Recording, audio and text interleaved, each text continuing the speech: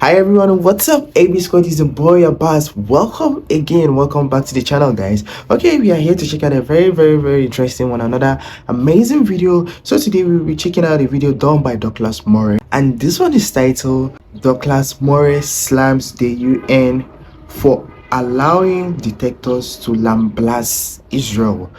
Douglas Murray slams the UN for allowing dictators to lambast the Israel. So I really want to know, I really want to see what this video has for us today. And if you are ready, do well to smash your like button, join the family, join every react by clicking on your subscribe button and then the notification bell whenever I upload a video. If you have recommendations, suggestion, guys, always do well to leave right in the comment section. Okay guys, let's go check it out. This week, all eyes were on the UN as Argentinian President Javier Milei and others spoke. Javier Milei blasted the United Nations, saying it had moved from an organisation that pursued peace to an organisation that imposes an ideological agenda on its members.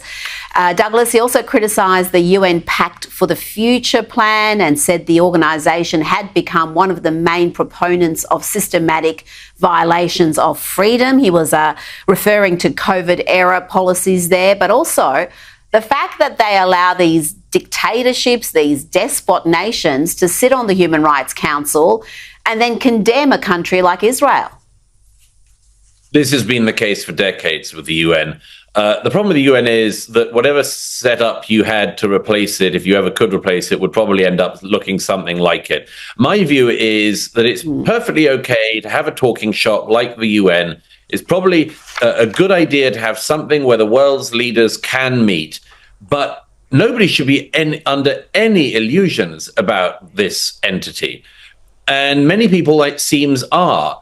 We have at the UN dictatorship after dictatorship holding the floor to lambast the world's democracies, including the only free liberal democracy in the Middle East, Israel. And they just do it day in, day out, year in, year out. That's been happening for decades.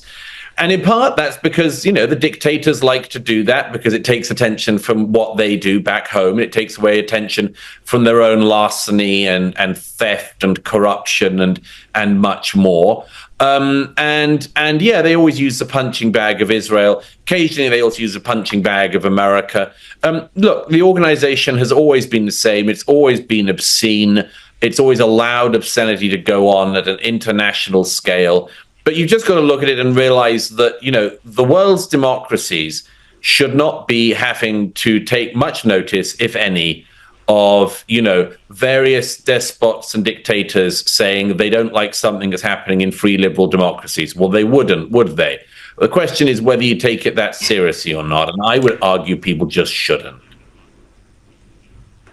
Now, El Salvador's wildly popular president, Nayib Bukele, also addressed the United Nations. He had some pointed remarks about regimes that prosecute and seek to imprison their political opponents, and he responded to his crackdown on violent gangs in El Salvador, which has been heavily criticised in the Western media. He said, in El Salvador, the safety of law-abiding citizens is a higher priority than the comfort of criminals. And he said, some say that we have imprisoned thousands, but the reality is that we have freed millions. There's a new generation of leaders, Douglas, whether it's Milei in Argentina, Bukele in El Salvador, Giorgia Meloni in Italy, and they're showing a new type of leadership and resisting the UN and this entire notion of collectivism.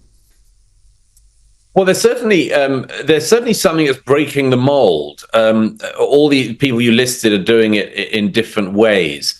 But what I think you've seen in recent years has been a backlash against a certain sort of bureaucratic World Economic Forum Davos-like class, which simply overplayed its hand. There's always this thing in politics of, the adults in the room. And the problem is if the adults are shown to be wearing no clothes, eventually somebody comes along and points it out. We've had quite a lot of those people now. The adults really kept on exposing themselves in every way as not as competent as they thought they were. The international financial crises in the last decades, the immigration crises that are roiling all of the developed countries, all of these things, rampant criminality in major American cities, lawlessness, and much more. All of these things go on for a certain time, overseen by the alleged adults. And then at some point, other people will come along. I think we've been rather lucky, actually, that nobody really unsavory has come along. It's quite surprising. Yeah. Although if you read some of the coverage of Millet and others, you'd think, that they were the worst thing that could possibly come. No, this is the beginning of some kind of backlash against that bureaucratic class that said they knew how to run everything and turned out to be able to run an awful lot of things into the ground. And we're seeing it in many parts of Europe as well. It really is quite a fascinating period. Before you go, I've got to ask you about the case against Sean P. Diddy Combs. So far, he's been charged with 3 counts of sex trafficking, racketeering, transportation to engage in prostitution. He has been denied bail, but we are starting to get some defence lines from his legal team. I don't know how good they are. His lawyer claims that the 1,000 bottles of baby oil and lube Homeland Security found when they raided his mansions were due to an error from Costco. And he also said that Diddy likes to buy in bulk. Dear me. How nervous, on a serious note, Douglas, is Hollywood, the music industry, the A-list in general about this case and what it could reveal? I have to say, seriously, like I've literally been seeing this video about Saint Diddy. Like, I mean, come on guys, what's actually going on? What's actually going on? Because a lot has been going on, a lot of news has been flying, a lot of things has been said about him, that he did it, that this, he did it. So currently they're saying Saint Diddy comes charged in spotlight.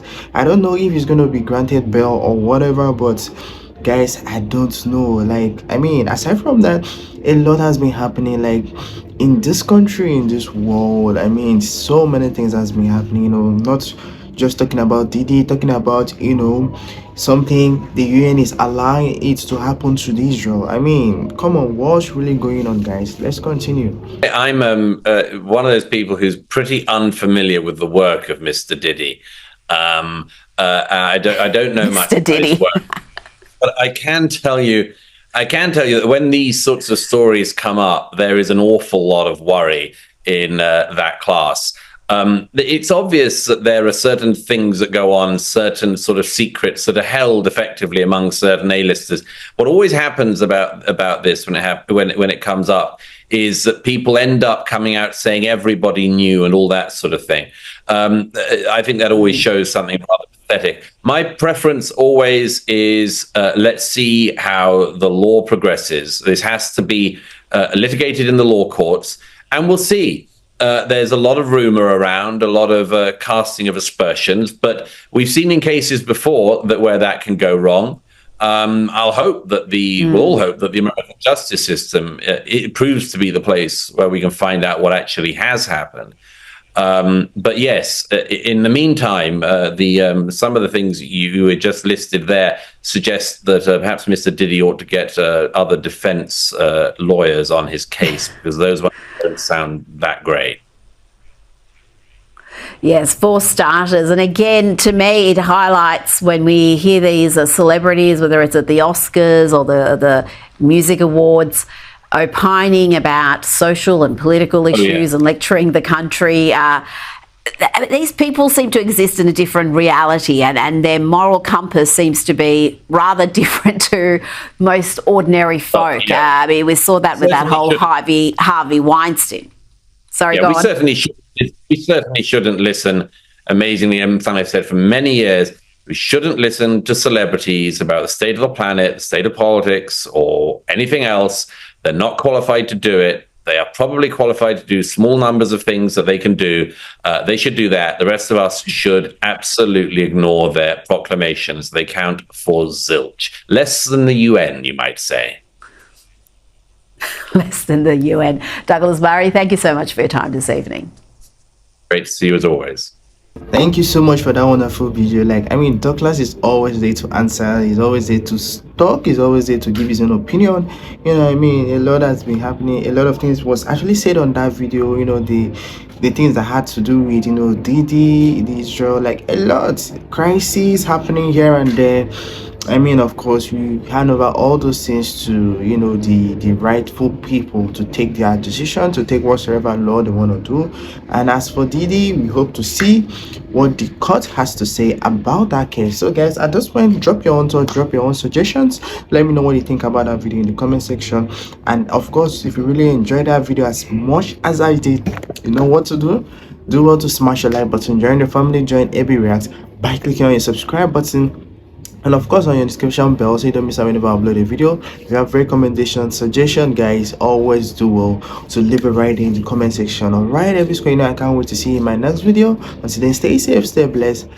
Don't go away, don't touch that dial. See you guys. Bye.